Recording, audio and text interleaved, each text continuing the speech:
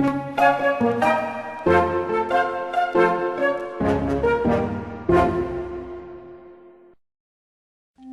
not allowed to explain anything by God. Therefore, you gotta explain it by explosions and collisions. We examine a boatload of papers talking about astronomical collisions, and we interview a former atheist in the U.S. military space program. This is Genesis Week.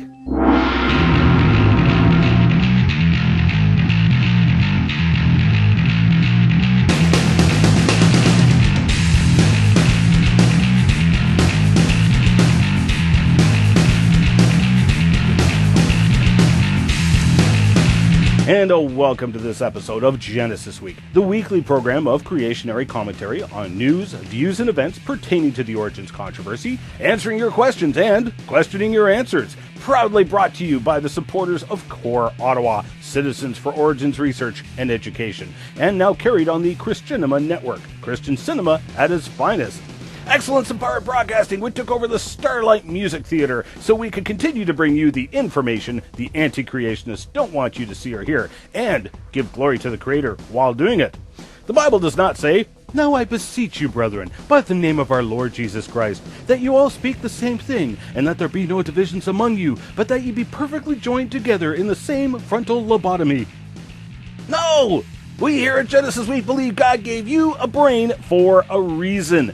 Now remember, you can find us in cyberspace at wazulu.com, that's me, or genesisweek.com, and you can subscribe to my YouTube channel and get extras like Crevo Rants and full interviews with our guests. I'm your host, Ian Juby.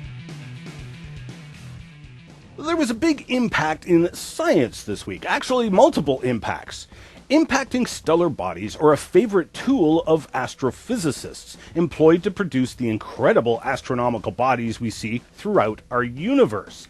This past week, there were 4 separate papers that came out relating to the impact formation theory of Earth's moon or other moons in our solar system. That's right. If you're not allowed to claim that God created the moon, as it clearly says in Genesis 1 and Psalms 8, then you must come up with a natural explanation for the moon. However, this is like trying to come up with a natural explanation for a concrete block. Even if you came up with a plausible model as to how that concrete block was formed without any intervention except natural processes, it doesn't mean your model is correct. In fact, your model would be incorrect because the concrete block had a creator. The favored explanation for the origin of Earth's moon has been the impact hypothesis. Of course, the impact hypothesis has also been the favored explanation for just about every mysterious feature we find in our solar system, so this should come as no surprise. In the present theory, a hypothesized planet about the size of Mars, which was even given the name Theia, slammed into Earth as it was just starting to cool into a big ball of rock. Now, in essence, this collision caused a debris field to orbit Earth, which got sucked together due to gravity and became the moon. Now, this collision is alleged to have happened 4.533 billion years ago, give or take a week. And how many weeks you get depends on who you ask. Now, there are so many problems with this hypothesis that it's difficult to number them, and it's difficult to know where to start. However, we'll focus on one problem to home in on our first story. Once the Apollo astronauts brought back rocks from the moon, we were able to analyze the rocks and compare them to Earth's rocks. Now, if the moon was the result of a collision between Earth and another planet, then the moon should be very different from Earth in its content, because the moon should have been composed mostly of rocks from Theia, not Earth. And it is highly improbable that the two planets were identical in composition. Now, much to the surprise of the naturalists, the composition of the moon and Earth were very similar. And so we come to the paper by Paniello et al. In Nature magazine this week. They studied the moon rocks here on Earth called tektites, and meteorites found in Antarctica that were assumed to have come from the moon. Now, what is a tektite? Well, a tektite is a mysterious kind of rock that we find all over the world, often in specific debris fields found on Earth. Now, these tektites were apparently molten and flew through the air. Nobody really knows where they came from, but the current thinking is that these were formed when an asteroid impacted Earth. The impact melted the rock and threw it up high into the air, and the rock took on various shapes as it flew through the air and cooled into aerodynamic shapes, or landed on the ground as a drop of cooling molten rock. Now, there is some debate that these tektites may actually be from the moon and not Earth. Now, as you can see, impacts can melt rock. Two planets colliding would be the ultimate asteroid impact and would produce a tremendous amount of heat, literally vaporizing many minerals and elements. Now, of course, some elements vaporize at higher temperatures than others. Iron has a much higher melting temperature than water, for example. Still, other minerals are lighter than others, and so some lighter vaporized elements would be lost out into space, while others would be sucked back into the debris field by the gravity of the debris field. Now, before we go on, many of you will need a crash course in nuclear physics. Once you've got the basics, I hear they're hiring in Iran and North Korea. So here goes. There are some elements which are identical chemically, but different atomically. Elements are composed of protons, electrons, and neutrons assembled into a balanced combination. The number of protons in the element determines where the element rests on the periodic table. But some elements can have varying numbers of neutrons, and so the element is unstable. The particles in the atom are not equal and balanced, and so in effect the atom is out of balance and can throw off a particle or energy. This is called radiation. The element carbon has 6 protons and 6 neutrons.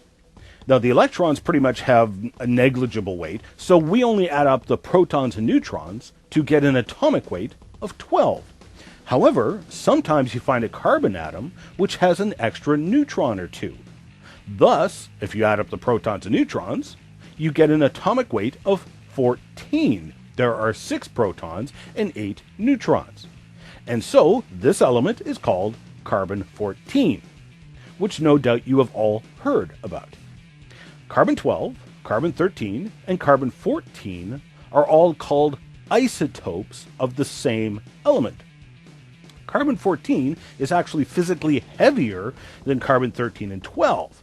If you had 2 identical blocks of carbon, but one was carbon-14 and the other carbon-12, the block of carbon-14 would actually be heavier than the carbon-12 block. Now, if you were to put on a whole pile of carbon dust in water and give it a good shake, the carbon-14 would settle out on the bottom and the lighter carbon-12 isotopes would wind up on top. Peniello et al. Looked at the rock samples and studied the ratios of zinc isotopes, working on the assumption that if the moon was formed by a gigantic collision and all of this heat vaporized the elements, then some of the lighter zinc isotopes would be lost, while some of the heavier zinc isotopes would have been kept by gravity. Now, similar studies of oxygen and titanium isotopes have also been conducted and found no difference between Earth and moon rocks. Peniello et al. Looked at zinc because the zinc isotopes in volcanic lavas here on Earth are not changed, but it is expected that the extreme heat of an impact would cause the lighter isotopes to be lost. Now, this is probably the first study which actually did find a difference between the moon rocks and the rocks from Earth. The lighter zinc elements were depleted, but the heavier zinc elements were still there. So, is this good evidence that the moon formed from a gigantic game of billiards? Hold that thought, because 2 more articles came out this past week, both of them in Science magazine. The first article by Chook and Stewart produced a computer model of the alleged interplanetary collision with a spin. They assumed the Earth was revolving once every 2 to 2.5 hours. Now, most of the planetary collision models had a problem with the collision causing the Earth and Moon system to spin too fast. Chook and Stewart ignored all speed limit signs and went for broke, assuming a faster spinning planet. The collision would allegedly mix the debris from both planets so thoroughly that it would explain the similar isotopic composition between the Earth and Moon.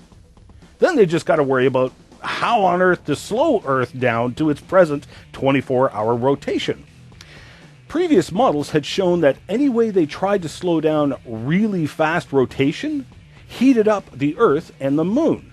So, how'd Chuk and Stewart do it? Well, it wasn't on Earth. It was with what they called evection resonance, where the Moon and Earth, joined together by gravity, held their positions relative to each other, but spread out and at a 90-degree angle to the Sun. And thus, many thousands of years of interacting with the Sun's gravity slowed down the rotation of the Earth. A second paper in the same issue of Science magazine took the exact opposite route, assuming a much smaller original Earth, a much larger impacting planet, and a slow impact speed. Robin Kennup assumed that the two original planets were of close to equal size, and thus the present Earth and Moon are a combination of the material from both planets, hence the isotope similarities between the two.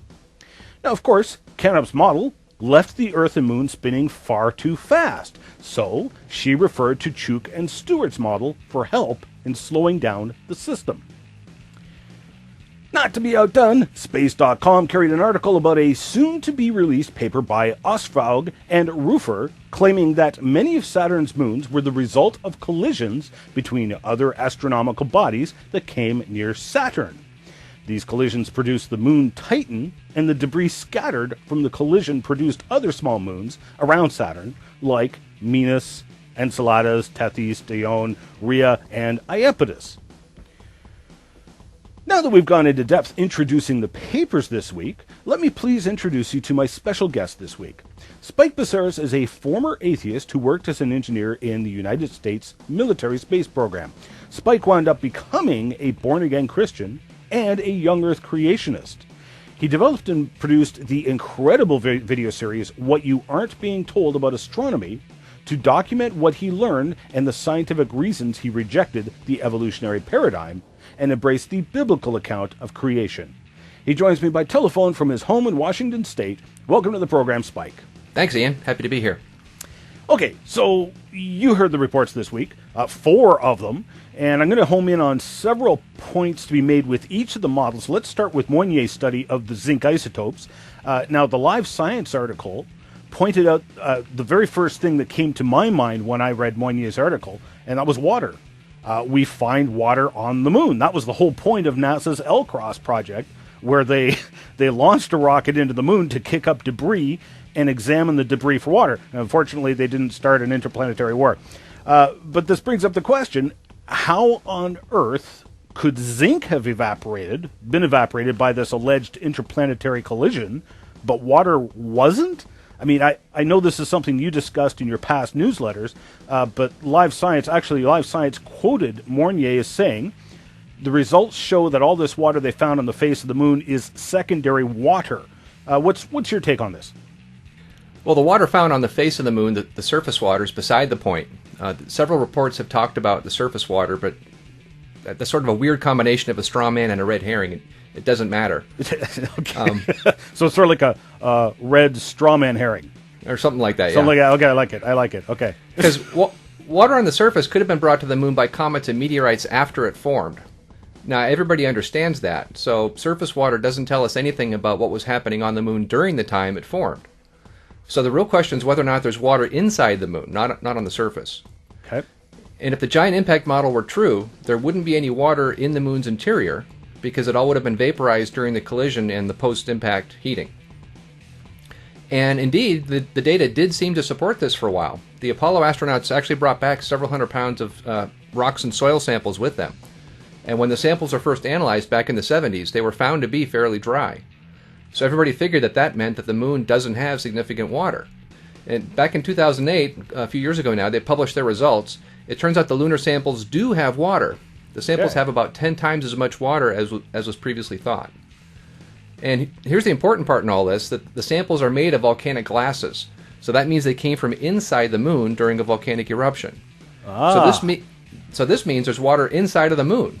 And that's where the giant impact model says there can't be any. But there was a problem with that first study. That study was done on basalt, and the basalt would have lost some of its water because of degassing during the eruption. So it was clear that there used to be even more water than they were able to find in the analysis in 2008, but they couldn't tell how much.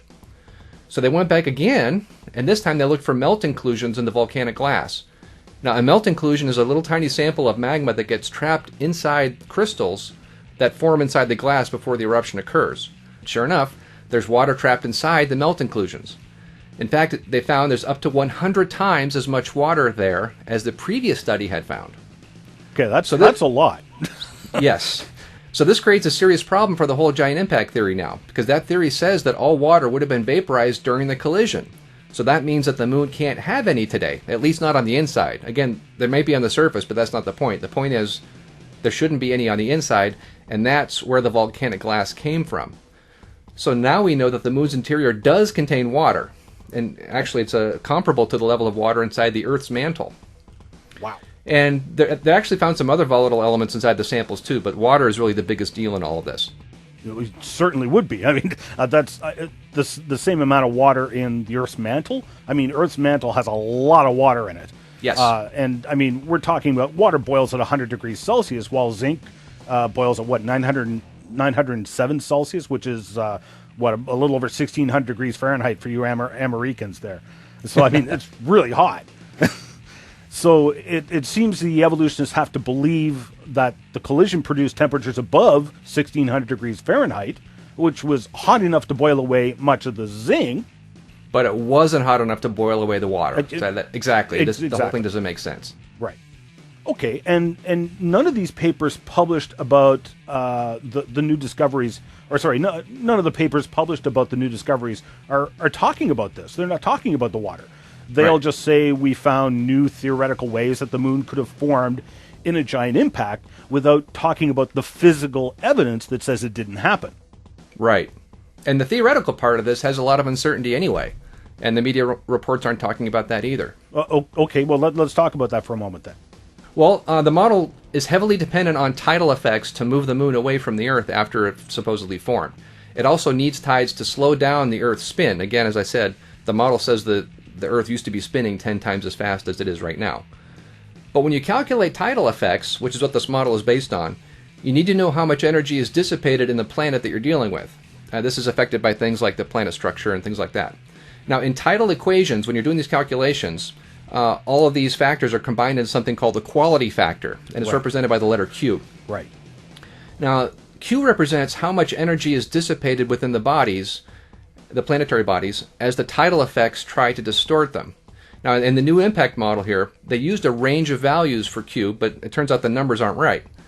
For the Q of the moon, they used several values from 48 to 117. Right. But we know what the real value is for the moon's Q. It's only 27.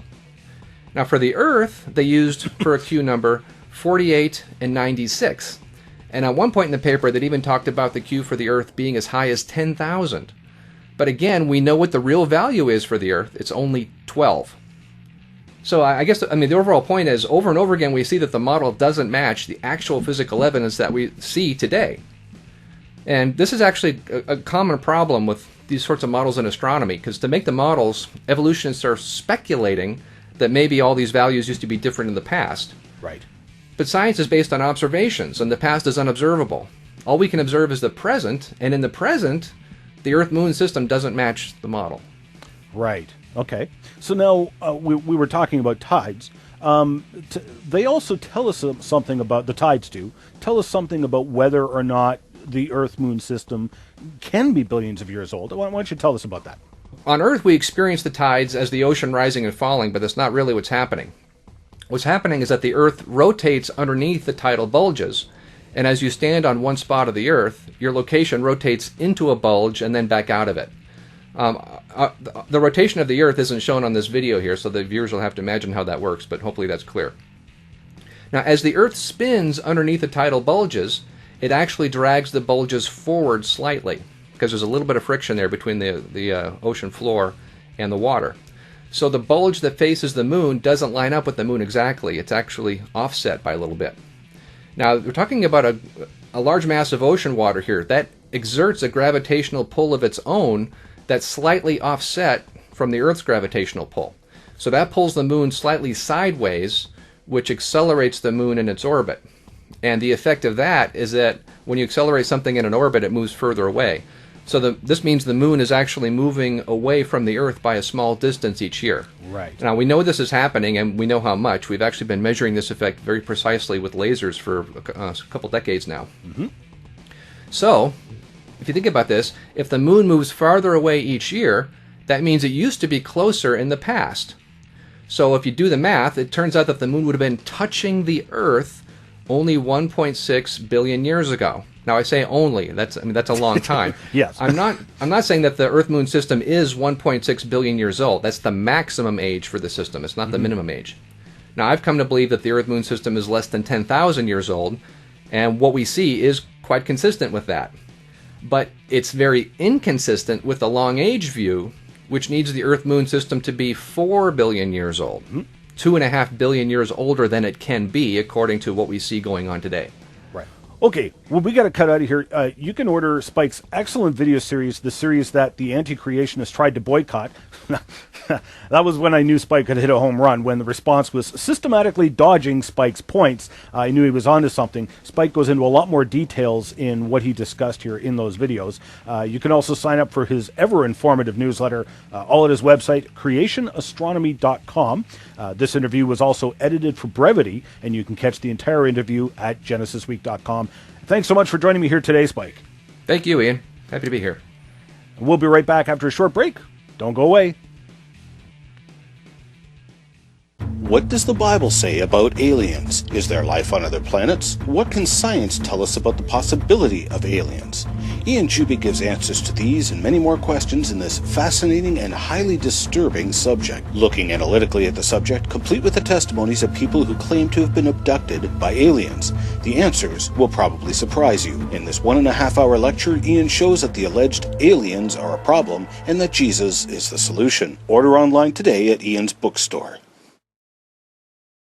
Funny, fast, and furious. Ian's Crevo rants cover a multitude of topics in an easy-to-understand comical way. Complicated subjects that normally make your brain hurt a lot less when Ian explains them, while wearing his anti-government mind-reading equipment. Have questions about carbon-14 dating, natural selection, thermodynamics, or what on earth is he doing there?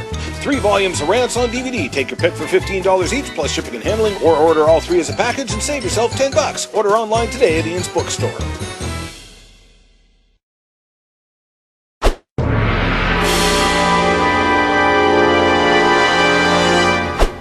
Mail for me? Ah!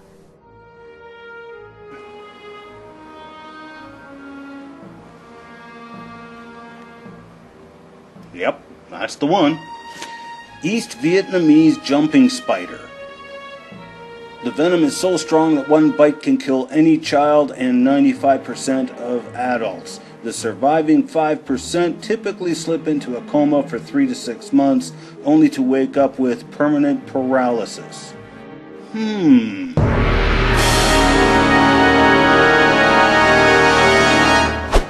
Thanks to everyone who wrote in. Keep them coming. Answers Questions made a valid point in regards to last week's show about the discussion of reproduction.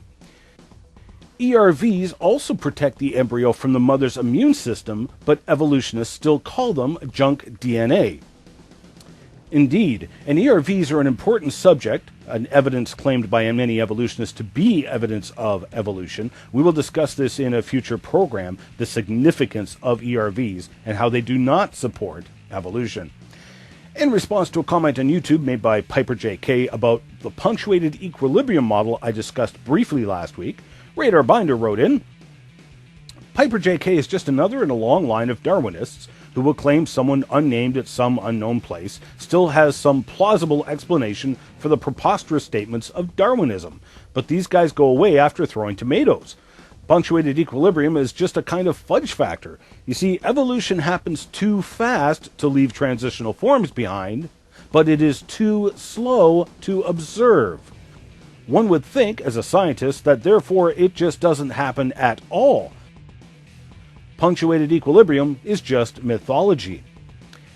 Ian, could you direct me to the information about a dinosaur bone that had carbon in it? Was it a fossil? Were parts of it still organic bone? If a creationist uses carbon-14 dating, is it considered accurate? Certainly. A significant point to be made here is that when we find dinosaur bones, the bone is still there. It's coated with rock and is permeated by rock, but the bone is still there. Now, there was actually hundreds of papers on carbon-14 found in samples where they shouldn't be. In the Rate 2 book on page 596 and 597, there are over 100 examples cited. Radiocarbon has also been found in carbon dioxide wells, natural gas wells, coal seams, crude oil wells, and of course, dinosaur and mammoth bones, as well as wood fragments found in Cretaceous layers, and even diamonds. Now, I'm not saying carbon-14 dating is accurate. I am saying that if it is right, we creationists might be out on our age by a factor of perhaps 10, whereas the naturalistic deep time view would be out by a factor of 900,000. Great job, Ian. Thanks for the ever more scientific ammunition for the pro-life view on the ever so touchy issue of abortion. I will make it a point to share this video with the pro-life Facebook groups I'm involved with. Keep up the great work, and I look forward to next week's Genesis Week episode. I'm not sure I understood the gravity well explanation. If the universe does have an edge and center, then the edge is moving near the speed of light, which would mean that time there is at least sluggish as it is here. This theory would also mean that light is actually more than 1,000,000 times slower than what we perceive it to be. Since light isn't fast, we're just that slow. It presents some very thought-provoking implications. Thank you for addressing my question, though. Well, I did try to explain this in very, very brief form, and one of my trusted researchers pointed out that Humphreys had updated his model quite a bit. You can read more about it here. Okay, we're going to call that a wrap. I'm your host, Ian Juby, hoping you'll join me again next Genesis Week. Remember, you can send in your comments and questions in a number of ways. Just remember that by submitting your comments, you are giving us permission to use them on the show. You can email us at comments@genesisweek.com, or you can follow us on Twitter or something, I don't know, or even send us a tweet at GenesisWeek, or you can go to our YouTube channel at genesisweek.com, find the appropriate show, and post a comment there. And don't forget to subscribe to our YouTube channel while you're there to keep up to date on the bonus videos. This show will be uploaded the Friday after airing, and just remember that comments on YouTube are moderated and require approval. Remember those words of warning and comfort from our Savior and Creator, the Lord Jesus Christ, who said, "I am the way, the truth, and the life. No man comes to the Father but through me." See you later. We need your support to help keep this program on the air. You can help by making a tax-deductible donation to Core Ottawa, Canada North Post Office Box 72075, Ottawa, Ontario, K2K2P4. You can also sign up for Ian's newsletter detailing current research and news items at ianjuby.org.